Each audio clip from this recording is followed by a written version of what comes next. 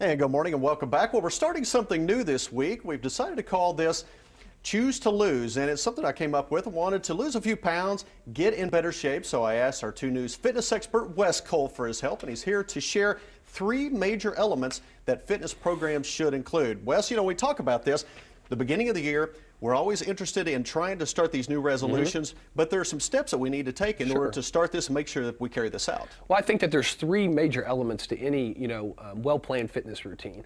And oftentimes, no matter how hard you work on 2, if the third one's out, it doesn't matter. So it's very important to have all of them. The first one, of course, is nutrition. This is the biggest one, and I've talked to you about this too. We've talked about how nutrition is going to be an important aspect, for this show. And that's really one of the things that most people leave out. There are so many studies, and I tell people this all the time, proving that exercise alone is just not efficient enough to get your goals. And oftentimes, I tell people, as sore as you are this morning from all your weight training, all exercise really is weight training. It's damaging. And oftentimes people think that, if they lift weights real hard or they go for a long run, that they can get away with eating poor quality food, when in fact, it's the higher quality food that you need more than ever. And I've actually seen people's health diminish if they work out real hard and they don't get to the nutrition aspect of it. And so that right there is one of the most important things. The second, of course, is the cardiovascular aspect.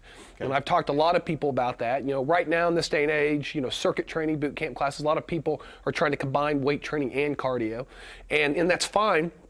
But in my opinion, I think cardio is so important. It needs to definitely be on its own, and of course we've talked about that. And I've also said cardio too really promotes in healing and blood flow, and of course, you've experienced that already. Yeah, that's right. On Thursday we did kind of a fitness assessment here to see how high I can jump and that kind of stuff. Obviously the cardio and that, and I'm telling you, Wes, I'm worn out already. So we just started this, but the neat thing about it is a lot of times we think about fitness that, well, if we go out and run a couple miles and we can eat whatever we want because we're working out. But it's really that combination between the two that gives us the maximum results. So, absolutely. And of course, last but not least is, of course, the strength training. And of course, there's some pictures of you doing that.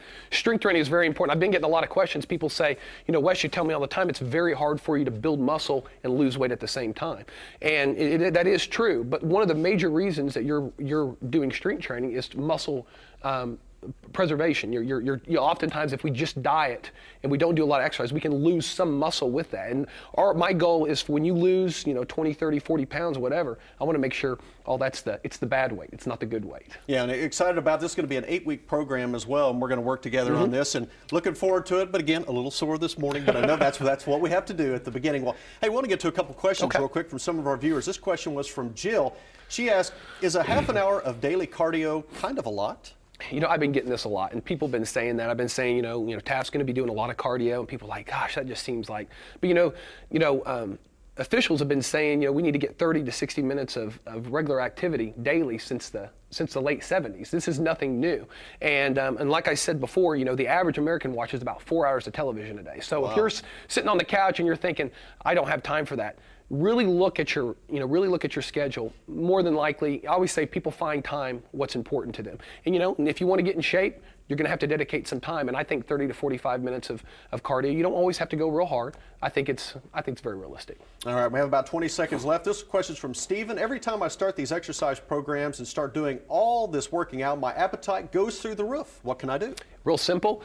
We're including 2 high-intensity cardio sessions a week for you, specifically to control your appetite. There's a lot of studies proving that exercising or moderate, walking can really increase your appetite, but high-intensity exercise just is the opposite. You didn't seem very hungry after our first workout. No, I wasn't hungry at all. So including a couple high-intensity workouts once or twice a week will really curb that appetite. But it's something to be aware. If you go for a long walk, and you don't go too hard, expect some cravings. All right, expecting some cravings. Wes, thanks a lot. And again, we're going to have more information on this coming up about our Choose to Lose. Well, if you have a question you'd like Wes to answer, just go to our Facebook page at KJRH TV and post it on our wall, or you can give Wes a call at 749-0960 or visit his gym on 46th just east of Sheridan. Brianne?